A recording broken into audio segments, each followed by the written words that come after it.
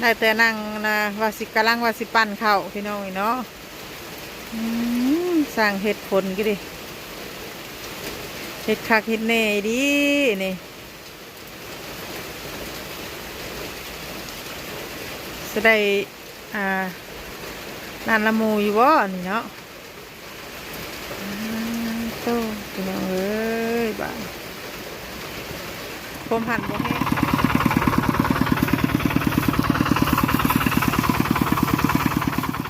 สบายดีสบายดีสวัสดีพี่น้องวันนี้พ่อกับไข่เตะเศร้าเลยวันนี้ลงมาค้นข้าวโอ้ข้าวกันยังโบราณเนาะยังเดือดแต่คนพี่น้องไงเนาะเกี่ยวซื้อว่าสำเร็จแล้วเนาะนึงเดือดแต่มัดกับคนวันนี้ก็ลงมาคนแต่เศร้าท้องฟ้ากับผู้โอ้ยคือฝนสิตกนี่เนาะอย่าเฝ้าตกลงมาเด้อคนแล้วก่อน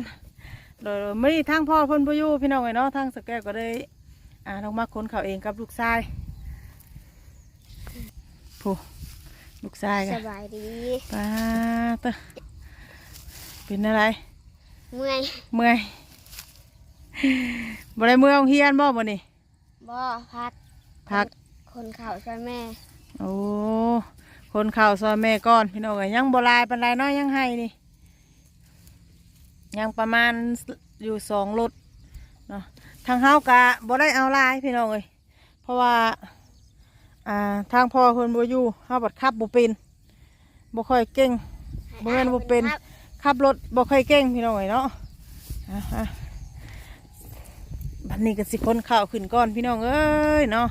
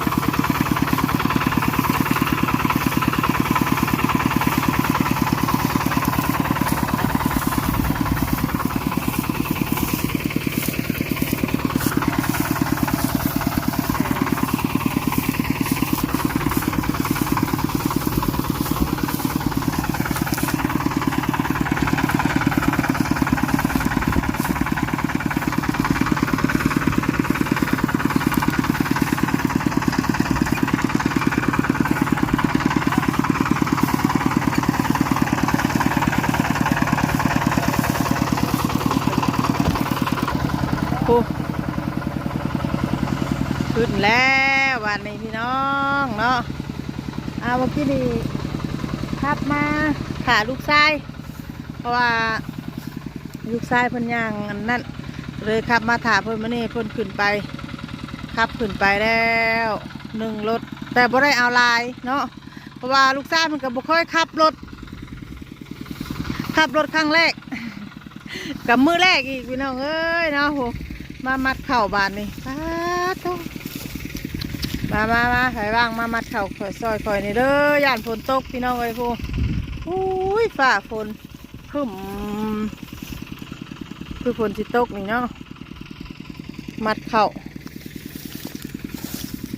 กับบงงามค่ะพี่น้องเอ้ยเปิดภาพมาแบบนี้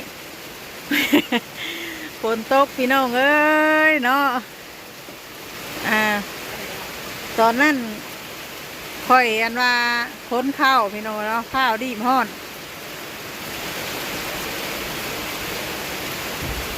อันว่าบัดนี้พาดมึงเนี่ยฝนมาอีกเลยอุ้ยว่าสิกำลังว่าสิปั่นข้าวรถห่างเรียบร้อยน้องเอ้ยคนห่างกะเกียมเรียบร้อยฝนมาจ้อยบะนี่เนาะโมเมนต์คอยได้พี่น้องเอ้ยเนาะตกลงสิได้ปั่นอยู่บ่ข่าวนาคอยมือนี่เนาะข่าวนี้สี่อันตึงอีกก็พอแล้วเนาะกินข้าวบูดข้าวหน้าบะนี่พี่น้องห้ำอยู่ไหหน้าแล้วยังบ่พอตื่นมาห้ำอยู่บอนอยู่ร้านอีกว่าสิปั่นยันบ่ได้ปั่นมือนี่เนาะฟังเบิ่งฟ้าเบิ่งฝนก่อนคือมาขนัวมาแท้นี่ อู้ยมันบริวาสิคอยสิหยุดสิอันนั่นจักดีนี่โอ้เนาะสายคาดจนเด้งต๊ะพี่น้อย อัน สร้างบนกาพวกนี้ได้แต่นั่งนะว่าสิกำลังว่าสิปั่นเข่าพี่น้อยเนาะสร้างเห็ดผลก็ดิเห็ดคักเห็ดเน่ดีนี่จะได้นั่นละหมูอยู่บ่นี่เนาะ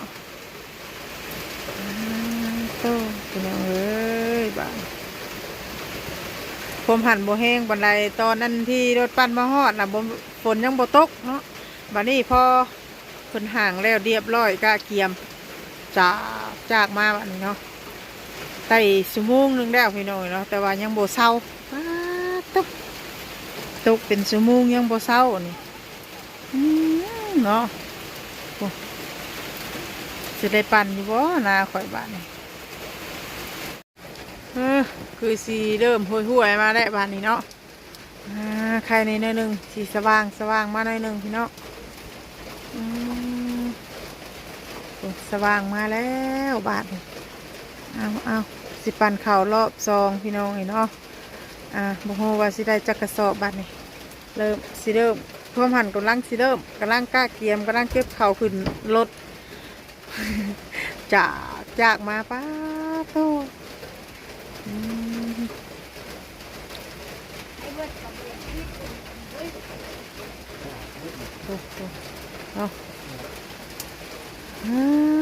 บ่เห็นติดตกบนมือเว้นคุณบ่มีคำพุ่มจักเนาะถ้าว่าคำนี่เมนบ่ได้ปั้นนะคอยไม่นี่เนาะเพราะว่าเฮากะอันนั้นบ่ได้เนาะปั่นบ่ได้พี่น้อยเลือกบวกเลยนะ